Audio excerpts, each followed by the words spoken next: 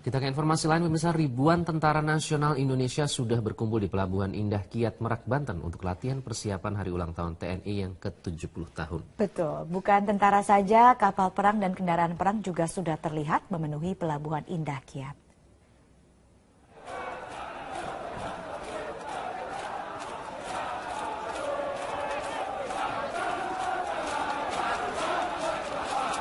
Seperti inilah pemirsa, ribuan anggota TNI yang melakukan geladi upacara jelang hari ulang tahun TNI ke-70 pada 5 Oktober nanti di Pelabuhan Indah Kiat, Merak, Banten. Dalam hari ulang tahun ke-70, semua TNI mulai dari Angkatan Laut, Udara, Darat ikut terlibat. Bukan itu saja, ratusan alat tempur juga sudah disiapkan di sekitar pelabuhan. Nah, rencananya pada hari H nanti akan diadakan parade alutsista, baik untuk kendaraan tempur maupun untuk pasukan.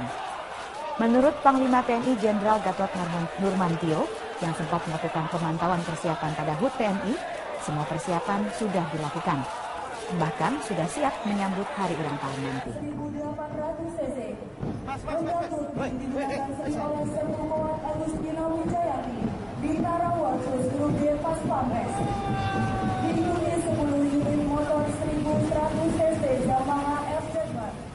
Di mana bahwa ini Presiden Jokowi yang Pancasila di Lubang Buaya, Pondok Gede, Jakarta Timur. Kita langsung bergabung bersama rekan reporter Dade Salampesi yang akan melaporkan langsung dari lokasi acara. Dade, apa pesan utama dalam peringatan Hari Kesaktian Pancasila?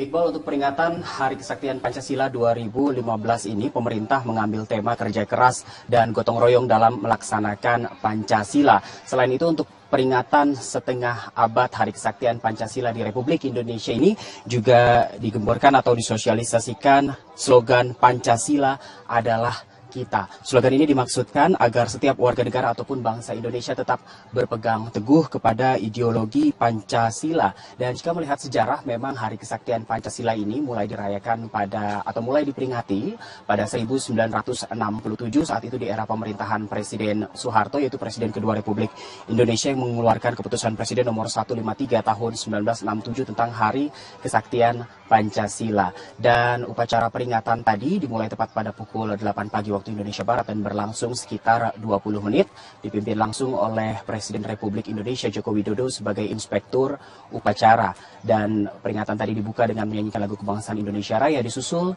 dengan pembacaan naskah Pancasila oleh Ketua MPR Zulkifli Hasan.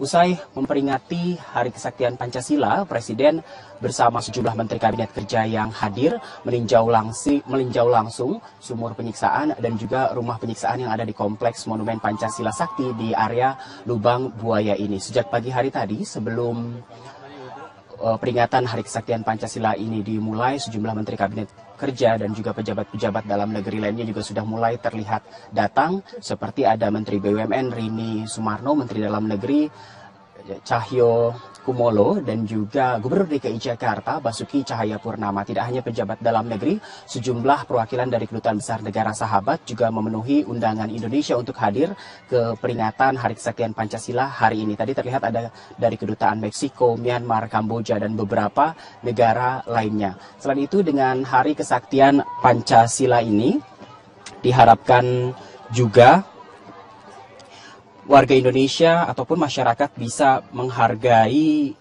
ideologi Pancasila yang dapat mengakomodir kemajemukan bangsa Indonesia. Sumi, Johanna, dan Iqbal, kembali ke Anda. Baik, terima kasih Dade Salampesi melaporkan langsung dari kawasan Lubang Buaya. Selamat pagi pemirsa, 1 Oktober diperingati sebagai Hari Kesaktian Pancasila. Namun peringatan Hari Kesaktian Pancasila ini semestinya tidak hanya sekedar ritual upacara saja, namun lebih pada pelaksanaan nilai-nilai luhur Pancasila.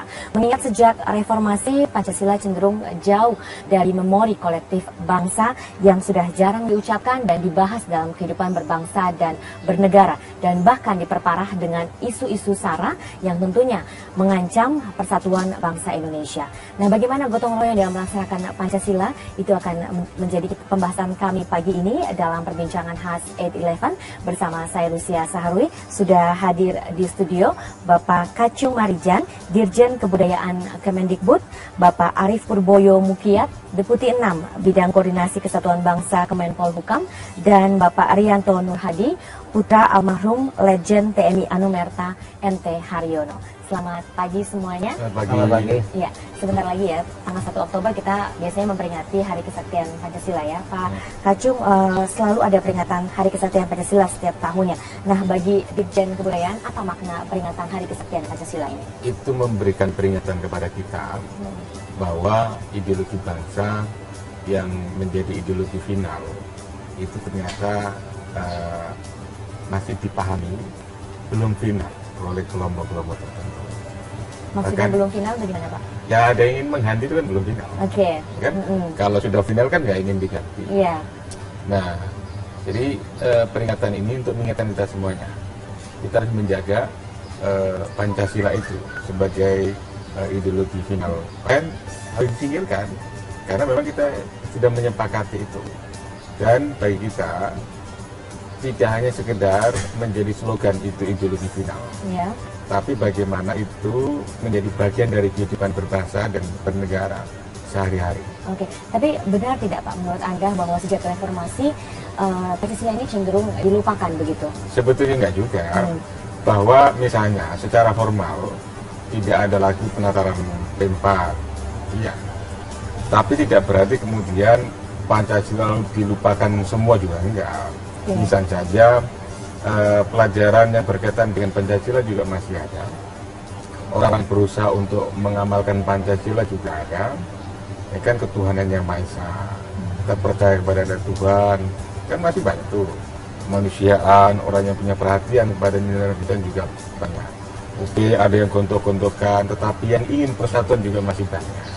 Jadi niat dan tekad untuk mengamalkan nilai Pancasila juga masih banyak. Walaupun secara formal memang slogan sebelum tahun 98. Oke, Pak Arianto sebagai anak salah satu pahlawan revolusi ya Pak ya, apa makna kesatuan Pancasila bagi Anda? Ya kalau kita lihat sebetulnya begini, Pancasila kan merupakan dasar negara dan juga merupakan sebagai simbol daripada pemersatuan bangsa ini dan juga sebagai asasnya di dalam mempersatukan bangsa ini. Kalau saya melihat ya, sebetulnya momentum ini tanggal 1 Oktober besok itu adalah merupakan momentum di mana kita itu bisa merenung kembali, melihat refleksi kembali mengenai apakah nilai-nilai Pancasila itu. Ya, karena kalau saya melihat sekarang ini di dalam kehidupan bermasyarakat keseharian itu, sepertinya nilai-nilai itu kurang gitu loh. Nilai luntur begitu ya Pak ya. Dan ini harusnya kita cobalah kita merenung kembali dan kita melihat lagi ya.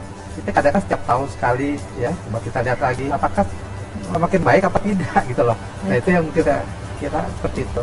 Bisa berbagi mungkin apa yang Anda rasakan pada setiap peringatan Hari Kesaktian Pancasila Pak Arianto? Kalau saya begini, ini merupakan arti khususnya bagi keluarga kami di sini ya. Jadi selain juga merayakan Hari Kesaktian Pancasila, dari kami itu merupakan suatu apa ya namanya ya, suatu kesedihan sebetulnya ya. Walaupun ini peristiwa ini terjadi 50 tahun yang lalu ya, tetapi masih sangat ingat sekali mengenai kejadian seperti itu ya. Dimana kebahagiaan keluarga kami itu tiba-tiba harus hilang begitu saja karena kejadian yang terjadi pada tanggal 1 Oktober dini hari. Iya. Jadi untuk kami itu adalah merupakan perhatian khusus gitu loh. Ya, itu mungkin yang bisa saya sampaikan. Oke, Pak Arief, kesaktian Pancasila. Tapi banyak wacana yang mengatakan bahwa Pancasila saya kira begini, pengertian sakti ini terjemahkan seolah-olah seperti mistik atau supranatural, tapi ini adalah keyakinan daripada bangsa Indonesia akan Pancasila ini sebagai kepribadian bangsa ya. Jadi momentum saya katakan 50 tahun mas ini kita bertekad bahwa negara kita ini kan untuk berdiri selama-lamanya. Bahwa ini 50 tahun berjalan, kita juga merefleksikan apa yang bagaimana berbagai gangguan, tantangan pada Pancasila itu sendiri. Karena itu tadi sudah disebutkan bahwa kita ini Pancasila ini sudah final. Ya. Jadi sudah 70 tahun Indonesia merdeka.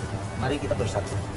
Betul-betul jangan Anda berpikir lagi, kita tidak ingin mengulangi tragedi nasional karena akhirnya merugikan semua tuh anak bangsa.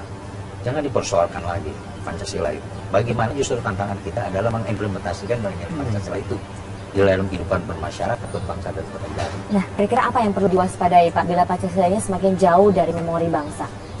Ya, inilah kita perlunya melakukan revitalisasi kembali Pancasila. Sebagai kita akui tadi, kalau bicara MPR nomor 18 tahun 98 yang mencabut P4, ya, bagaimana dulu pengajaran tentang Pancasila itu memang dikesankan dogmatis, ya, bahkan indoktrinasi sekali, sehingga itulah yang dikatakan tidak memberi ruang demokrasi. Ya. Dan ketika kita memasuki reformasi, gelombang demokratisasi yang terjadi. Mohon maaf saya katakan istilahnya, kebebasan di ruang demokrasi inilah cenderung seperti dalam tanda kutip berlebihan. Padahal Pancasila dan Undang-Undang Dasar 45 secara tegas tidak ada kebebasan yang mutlak. Tegas itu di pasal 28J, ya, bagaimana kita harus menghormati norma kepatuhan, kesusilaan. Jadi ada batas-batas. Jadi kalau kita bicara demokrasi yang menjadi sekarang tren, ya, tetap harus bersanding